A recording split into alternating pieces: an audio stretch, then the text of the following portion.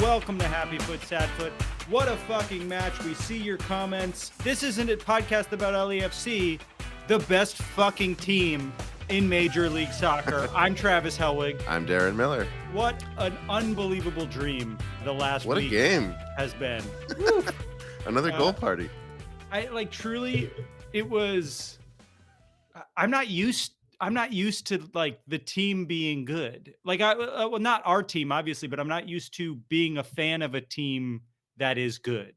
Do you know what I mean? Yeah. I grew up with teams that were bad. It's a real joy. It's so fun. It's crazy. Micah Gutierrez in the comments agrees. Boy, that was fun. Leonardo says, what a match. Andrew Bauer says, free Baskin Robbins, free Chick-fil-A, free soda, and free goals for all the new kids. I couldn't agree more. What a fucking game. Like, truly, both when we played in Costa Rica and this game, I tweeted in the first 10 minutes, like, things aren't looking great for the black and gold. I'm dumb is what I'm learning. You had one call tonight. You were on the wheel on the Twitter tonight. I don't know if anybody was following along on Twitter with us, but you like to go for it on calls, which I love. Two things happened on Twitter tonight that I thought were fun. One is you called the Butte. You were so confident about Stipe. I said I felt it in my bones. You were so confident, and I was like, I hope that doesn't bite him in the ass. And and let me just say, I've never seen a goal that is less a goal than what Stipe Butte scored tonight. Truly, like, he was on Twitter. He was like, oh, okay, I'll do it for him. He really needs this. And the other thing was, you said you had to take your dog out. As soon as you took your dog out, we started having like, first there was another goal, and then like, I don't know, like maybe 10 shots on goal while you were gone. It was very joyful. Just want to remind everybody too, if you want to call in and join us, tell us your thoughts on the match. Pinned at the top of the chat is a link where you can join us, hop on, tell us your happy foot and sad foot of the game. The happy foot, of course, the thing you're most happy about that you saw, and your sad foot, which is going to be even more difficult tonight than it's been. Do you want to go first with a happy foot or a sad foot? I can go if you want. Sure. I've got a few of each. Yeah, agree. It was hard to find the sad feet. Yeah. I'll start with the biggest one for me was the happy Tillman coming out party. The happy foot. The biggest happy foot I have is the Tillman coming out that occurred tonight. Tillman was like, "Don't worry, I'm good enough to be here," and that was great. It was fun to watch somebody. You get new players in, and you're like, you assume the worst. Sifu's going to go in the summer, maybe even on a free. We might even get no money for him, and you're like, "Oh fuck! Once he's gone, what are we going to do?" Tillman played so well, so confidently. I think he nutmegged 2 different people tonight and then scored an unbelievable goal. Just truly, I want to be cradled by Timothy Tillman. I'm in good hands. Yeah, it was good. And then they took Ilya out, and I was like, well, now without him to lean on, it might be even harder. I think the goal came after that, didn't it? Maybe not. I don't remember. That's sort of the game's a blur. I know what happened. After you 50 minutes in, are we becoming a second half team? Sorry, Micah Gutierrez in the comment said happy foot was Tillman's goal. Sad foot was Blessing's error that led to the Tillman goal. And that's a very good happy foot sad foot combo. I love that. There was a part of my brain that was like, is he a double agent? Does he know what he's doing? Because it was such a fucking bad, like, it wasn't even a pass. He just got his fucking pocket picked. And like, I wrote down for sad foot that Blessing didn't hit his coach with a steel chair and then take off his jersey to reveal an LAFC jersey. But he sort of did with that Tillman goal. That's as close as you're gonna get.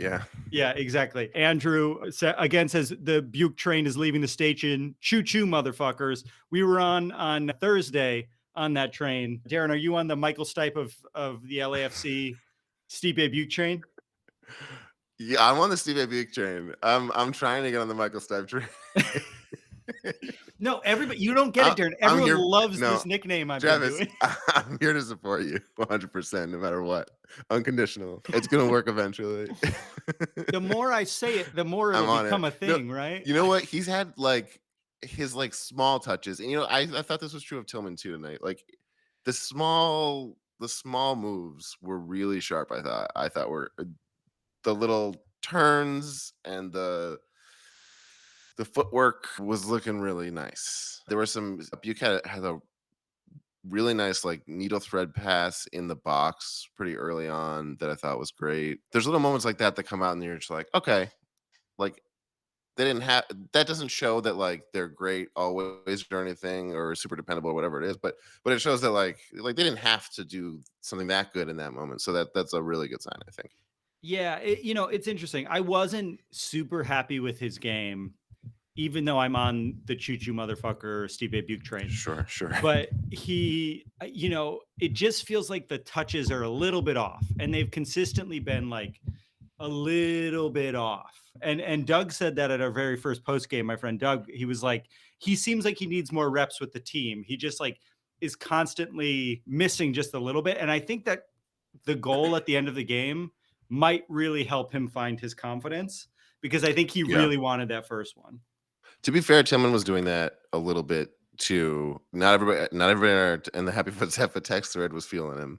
Yeah. Which I think is fair. I think they both, there was a lot of good moments, but they also were both like you could see them kind of like figuring things out, which is also good. Yeah. Leonardo in the chat shares my sad foot that I was going to say, which was Ryan Hollingshead coming off hurt. At first, it looked like maybe it was something with his face and it wasn't like maybe his jaw or something, but then he was holding his ribs, and a broken rib is a really fucking hard injury to deal with, and one that takes a long time to come back from. So That's we bad, gotta yeah. pray that Ryan Hollingshead's I mean, a rib broken isn't jaw isn't great either. Yeah, but you can play soccer with a broken jaw. You can't play soccer with a broken rib. I don't know. He just went down hard. I mean, that he got fucking flipped over. It was like a hockey check. Yeah. Michael KB agreed with what you said earlier while I was talking over you, which is we spent all last season being a second half team. It's a testament to Chundo's in-game coaching ability. I don't know if that's a typo or if you meant to write Chundo, which sounds like the name of a Neopet. I feel like I've heard that before. I feel like I've heard Chundo as a nickname for him. I've heard like Dolo, but Chundo Chundo does sound Chundo's like better. a Pokemon, Yeah. People are saying it could be a lung. People are saying a collapsed lung is 1 to 2 weeks. A collapsed lung is you're in the hospital. A collapsed lung, Hey I guys, think is everyone in the comments, can we start throwing out some options that aren't fucking terrible, please? Just like 1 or 2. Hey, maybe he was just like a little tired and he wanted to take a nap. Oh yeah, okay. Well, could be some of these terrible things, but maybe that also. That's nice. Rancho, when he didn't come in until like 2 minutes before then. He's not tired. Rancho says, big fan of the podcast. It's my first year as an MLS fan, coming from a World Cup year. You guys are, he compliments us. I'm not going to read that out loud. Thank you for listening. Kellen, Thank you so much. From the Happy Foot Sad Foot chat, who we referenced a few weeks ago, or maybe last week. So impressive considering the rotation. Love the second gear we hit once starters came on. We killed so many games in 2022 like this. Darren's missing once again, so I'm gonna fucking take over, baby. It's the Travis show. I'm still here. You can still hear me. Okay. My camera's just. I'm back. Okay. Go ahead. Yeah, Kellen also said it could just be that the wind got knocked out of him. It really was. Okay. But the first thing that Kellen said, I think is right. Like that was an impressive win because we played our second string. Like that was not our starting lineup, and the New England Revolution have been playing so well. I expected us that to almost be a trap game for us. Like we don't care about the Eastern Conference that much. I don't think we're gunning for the Supporters Shield. Let's just see what happens. And we won 4-0. We've scored 3 goals in all 3 games we've played since we've started competitive soccer this year. Yeah, I mean, who's to say we're not going for Supporters Shield? Why don't we go for all of it? At this point, we're going to win somehow the UEFA Champions League. Somehow we're going to come out of this. My Messi prediction doesn't look so fucking crazy now. Maybe Bouanga is Messi. I don't know. Yeah. I mean, your mic sounds a little bit off since you went off the mic. I don't know if something changed. But yeah, I was, you know me, I'm gonna assume the worst.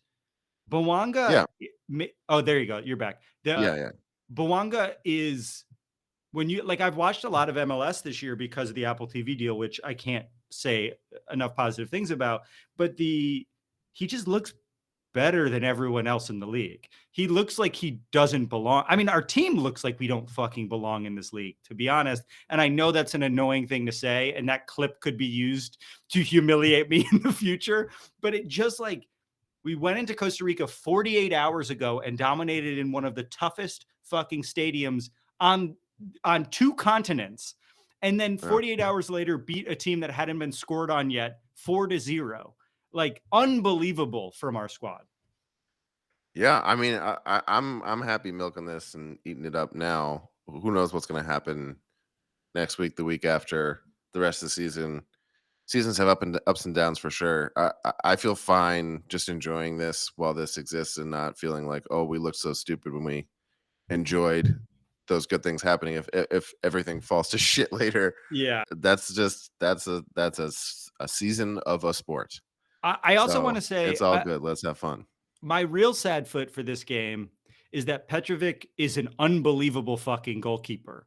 We could have scored so many more goals this game if he didn't make like 3 of the best saves I've seen in a long time. Just That like was very really impressive. incredible goalkeeping. I wasn't sure. That's not even like it was still so enjoyable to watch, even though it was our opponent. I was thinking of I had that as like it doesn't feel like quite it felt weird to call that a sad foot. I was thinking of introducing a third category, maybe called athlete's foot. For things that are like neither. It's just like a hat tip. Yeah. That's a great So okay. that's my Athlete's foot athlete's goes foot. to Petrovic. And I'm so happy for Stipe. My happy foot was gonna be the Tillman goal, but that's been covered. Stipe scoring what was the least pretty goal I've ever seen. But I really do think that that will help his confidence and maybe those touches will start to be cleaner. He's doing a lot on the ball right now, but he's also, 13 years old or whatever. Like I think it'll come. And our front line looks, you know, when they make we don't need a 9 right now. Our front line is like rotating constantly, changing positions. It's really hard to defend. Bouanga just has endless energy. Yeah. Yeah. That's what it is. Like he can make positions work. He can make whatever the shape is work as he can change it on a dime. Rancho is coming for you, Darren. He says Uh-oh. his happy foot or she, I don't know. Rancho, I think of Rango the lizard, and so I associate Rancho with a man. Was Rango a man? We don't know. I think I mean, so. we know. Yeah, the Kirk. Yeah, So no. was he played by Johnny Depp? In my Yeah, I mind, think so. Rango was played by Johnny Depp, whether or not that's real or I think just so. a fever dream. Rancho says, happy foot, glad we can stay competitive in both MLS and CONCACAF simultaneously, which is true, but I will say will get harder as time goes on and we play more and more games and get tired. And their sad foot is his fiance just applied for a job in Massachusetts, which is the saddest foot one can imagine. Oh man, come on. Come on. We're in Massachusetts. Let's talk about it. I'll give you recommendations. Come on, this will be fun. Jeffrey Reiner says Michael Stipe 3 Grammys, 1 MLS goal. He'll get there. He'll get there. Does this deserve to work? This is what I've learned. Give it to us if we earn it, but don't if we don't. Okay, I think that should be the rule. But the problem is I'm not going to stop. So they either have to get on board or stop listening to the fucking podcast. Yeah, exactly. Get on board if we earn it. And if we don't earn it, don't if you can't listen, I mean that's our problem. Just want to remind you all, if you want to hop on to chat with us with your voice or video, there's a link in the chat. No pressure, but it's available. A bunch of people in the comments, which is great. This is super fun. Jacob Contreras says, I'm now making all my life decisions with rock, paper, scissors, which was so funny to see. That was on my happy foot list. That was, you know what? I want to make a meal of that, actually. Can I do that? Go for it. I think that was more than just a fun little thing. I think that speaks to like a team having that kind of camaraderie and feeling comfortable with themselves and just like having fun. That's like the feeling that they were getting at, a feeling that you see in like any championship team in any sport. Yeah. Whenever you see any team win a championship, you can tell like they're having a great time off the field and it bleeds onto the field and vice versa in a way that like that characterized. And I just sure, it's a fun little thing, but I really felt like that was huge when I And saw that. I was like, that is so awesome that they're doing that. what was so fun about it too is that it allowed them to turn their brains off in that moment, and then Bouanga came inches from scoring an Like, unbelievable goal. he fucking drilled. It was it Honestly, was it was a good crazy. tactic. It's a good tactic. If I'm like rock, paper, scissors with my friend to get the kick, and now I'm like, oh, I can't let my friend down. Like, I can't. You know what I mean? It's like, Yeah. oh, I got this chance. Like, I can't be an asshole and like blow it when I just like rock, paper, scissors for it. It's like It stronger than any motivation to win the game. that what you just said makes me think of something that I wrote down as a happy foot for the game, which is that Opoku seems so happy at all times. He's having Oh such yeah. fun out there, and he's doing it in a way that it just like comes from confidence, and it's probably confidence from winning a championship. The team, but like, I'll help.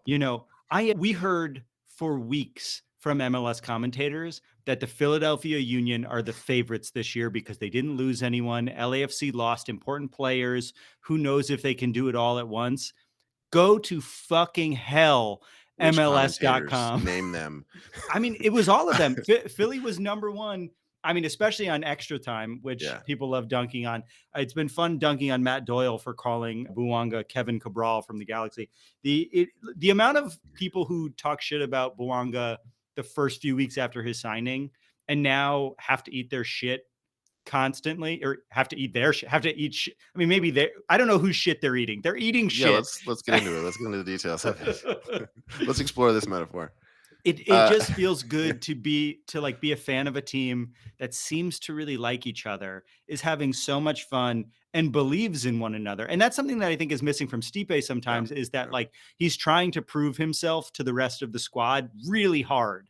And I'm hoping that goal allows him to take a load off and be on the same wavelength as everyone else, because I haven't seen that from him the first few games.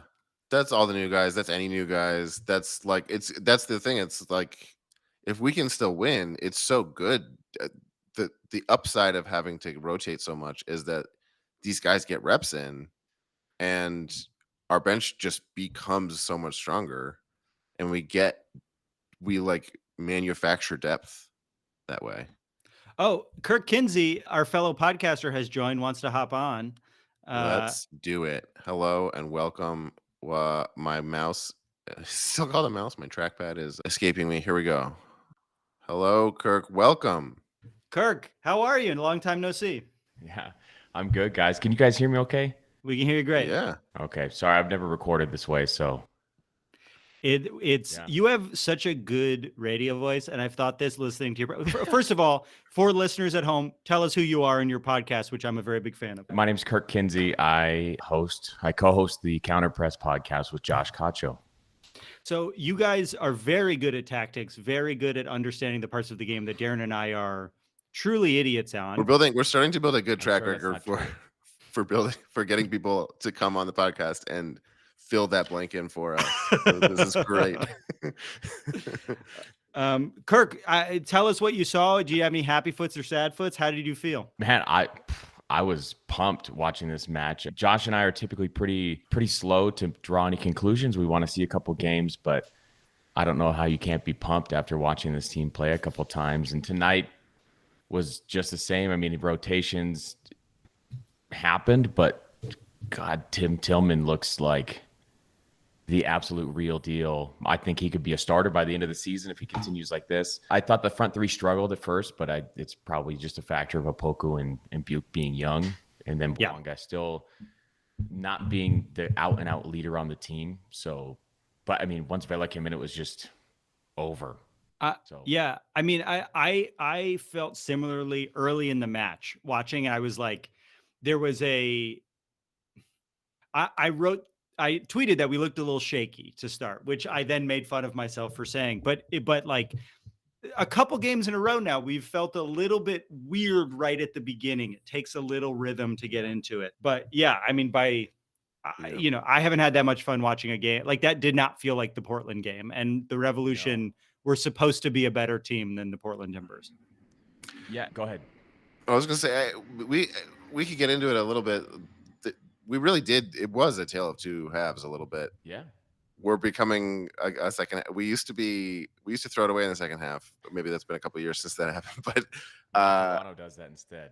It's great yeah, from afar. someone's got to do it. It's a hot potato. Yeah. It was like, maybe we should talk about that a little bit. It was a little iffy in the beginning with the defense. It just felt like we were like very soft, and For sure. they were just kind of going right through us a little bit. I was like, what's going on here? The 4-4-2 diamond against a 4-3-3, like a classic 4-3-3, is one that I really like to watch. I love watching this matchup because it essentially sets you up man for man across the board. So if you just flip over a 4-3-3 in possession, it looks like a 4-4-2 diamond. Oh, interesting. And so when you press out of that, again, you go man for man. So I think that's where they kind of struggled. And again, with rotations, you're not knowing who to trust passing wise. If you notice that they're not going to pass to Aaron Long a lot when they're trying to build out. That's just not his game. It's okay. Yeah. Some of his passes look shaky too, coming out of the back. So you're building out through one center back, right? And you have Diego Palencia over there, who's from Spain. He's going to be fine in possession. So I think it was just guys getting to know each other a little bit, and then once they were able to break through that, it's I don't want to say man-to-man marking because it's not what it is, but that it's similar to that, right? So once they're able to break through that, it's just balls to the wall. Can I say stuff like that on this show? Oh yeah. No, get the fuck off this show, Kirk. Don't There fucking are swear children on the listening. show. It'll be nice to let loose a little bit.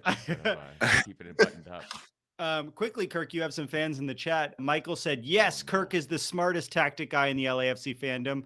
Jeffrey said, love Kirk. Jacob said, in a good way, Kirk looks higher than the 420 originals. Kirk, got anything to admit to us right now? No, I am a very straight edge guy. I grew up Mormon, so I'm still completely straight edge. I survived the Marine Corps without all that, so here I am. Yeah, still. you made it. You made it I need to come on this show more often. These guys are awesome. Yeah. Jeffrey says this is the most positive Kirk has ever been, which you're in good company. I'm a very negative person, so it's good to hear that you are as well. Since we're not on my show, Josh and I have you guys probably, if you're on Twitter, you saw our little meme about, if you're a contrarian or a cheerleader or whatever. And so Josh and I hold this like editorial line where we want to be contrarian. We want to make sure that somebody's holding that line, not only for LAFC, but especially for the league, because we just think MLS has a lot of problems. So we do, that is a conscious decision on our part to be more critical.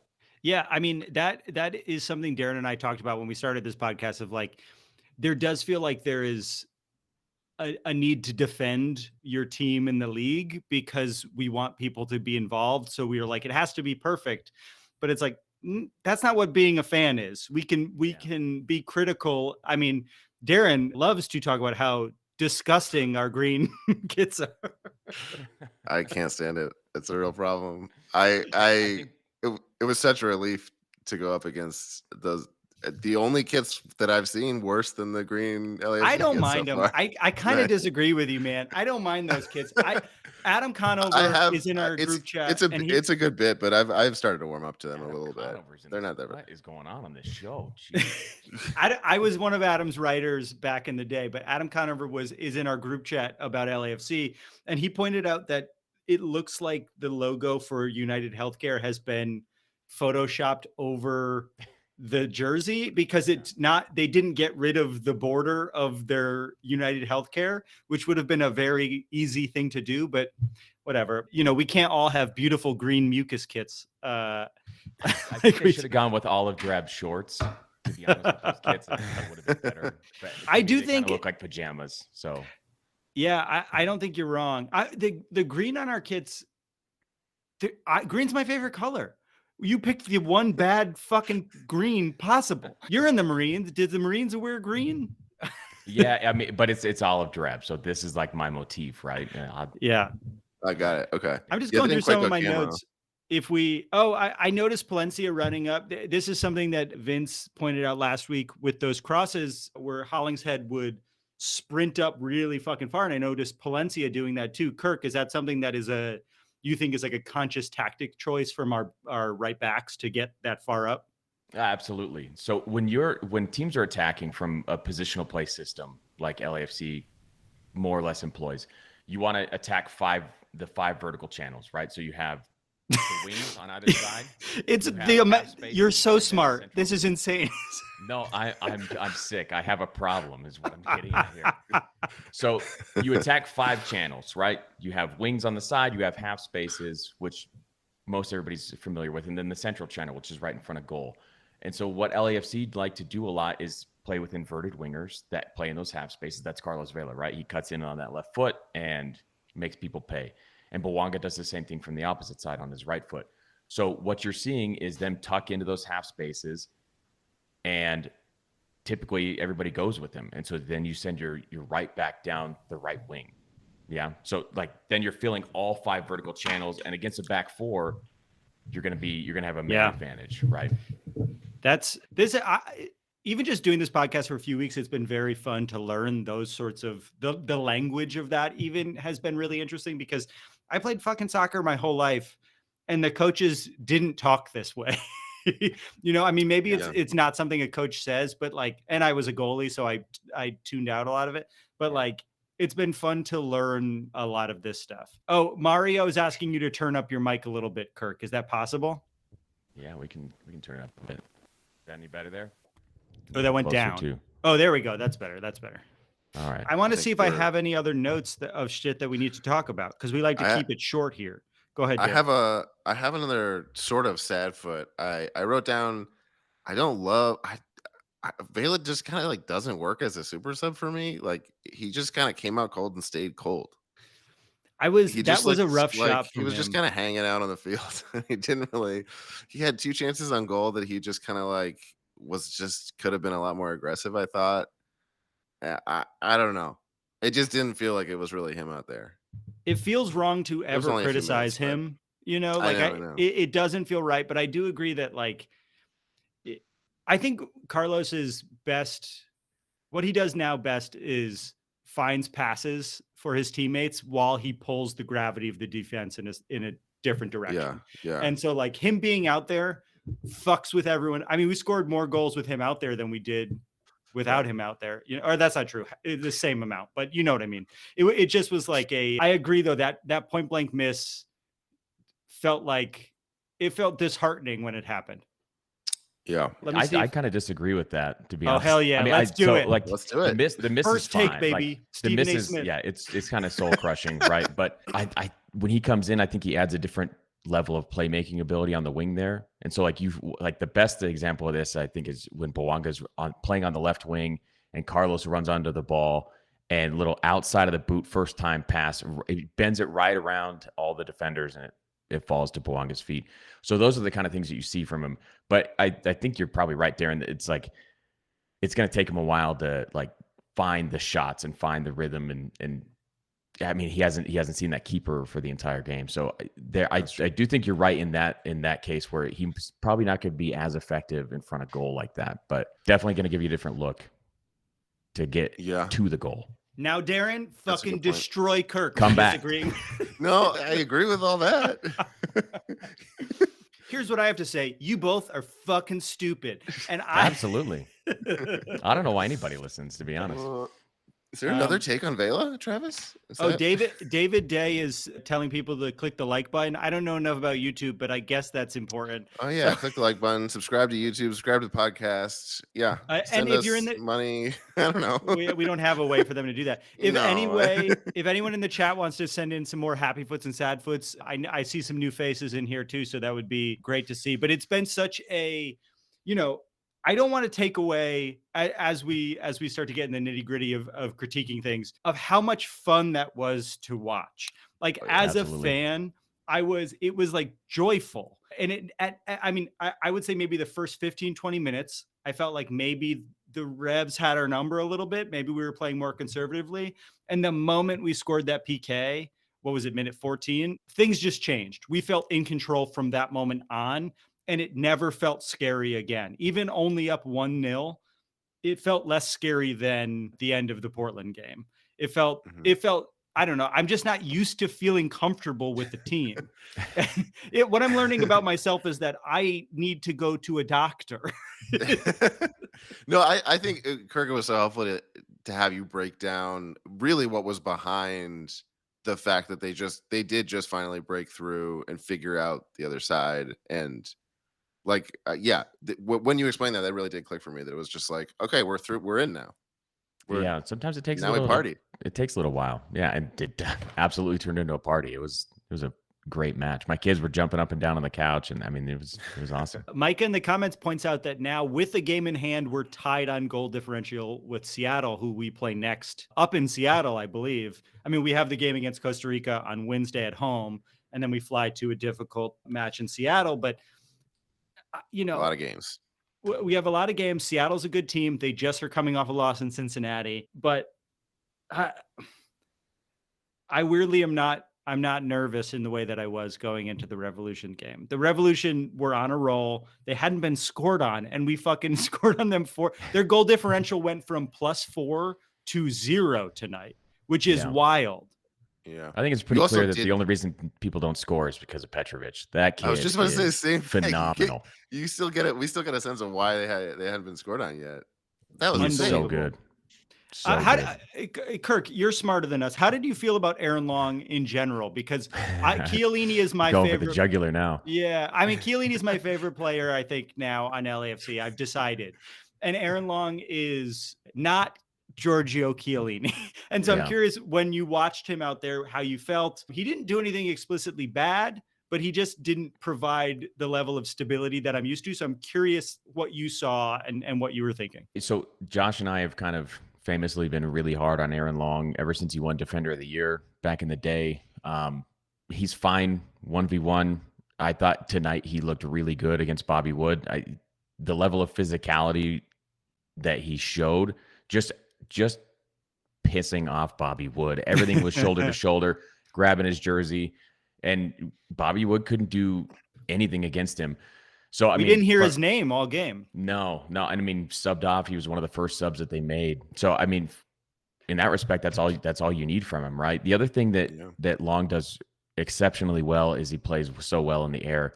Looking at Seattle, I have to go back and look at how many goals they've scored on aerial crosses, but they've like Roldan and Morris are just living at the back post and scoring headers, like free headers. And that's not going to happen if they go with Long and Murillo against them, which they probably will, because I imagine it'll be Chiellini and Murillo against Alajuelense. Oh my God. Yeah, I tried last week and I fully fucked it up. We're not going to do it. I imagine we'll go back to Chiellini down in Costa Rica or against the Costa Rica team, right? There you go. And then when Seattle comes, or when we go to Seattle, it'll probably be Long resting his legs, especially on turf in Seattle. I don't think you want to see Giorgio, but a Seattle, I think. On that one the Soonders. They're playing the Soonders. Yeah.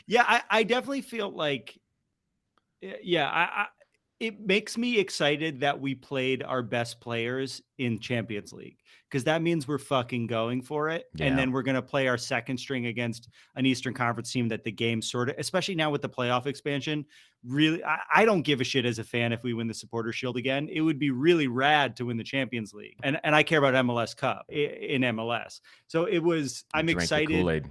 Yeah, I'm in. Drink the Kool-Aid. Yeah, I feel like I've said everything I want to say. This feels like a good place to wrap it up. Darren, how are you feeling? Pretty good. I'll bring it back to like how fun it was to watch. To bring it back to the premise of this whole podcast is like, if you're not watching this team, come start watching this team. It's just really fun. I don't know what you're waiting for. This is the way in. It's a great way to watch. Anyone who doubted us as the best team in the league, eat my asshole, because we are without we just look better than every other team we play against. Also, it's hard to argue. I want to throw a shout out to the 3252, who was, as always, but I don't know if everybody always says it out loud, just like brought it so hard all game. It was like they were so loud. Maybe they have good mics on them for the Apple TV deal, but like I just heard them so. It was like I was there. I heard them all game. It was great. It was better this week breaks. than against Portland. I thought they were a little quiet against Portland, and they sounded great tonight. Kirk, any other thoughts before we head out? No, thanks for letting me crash the party. Literally, so whenever you want to come, you're always welcome. Yeah, I mean, we're lucky because Josh is driving home from the stadium right now, so we can't record for like another half hour. So, so we're stealing your good stuff. We'll take advantage. Yeah, of that absolutely. You guys get the time. first takes. Yeah. Well, look, thank you everybody for tuning in. We're going to try to do this after every game. So subscribe on YouTube and please subscribe to the podcast. It's been so fun watching the numbers grow and get to know some of you. So thank you everyone for listening to Happy Foot, Sad Foot. We're going to keep winning. We're not going to lose a game for the next 40 years. And I can say that pretty confidently. I love you. I love you. I love Bye. You guys too.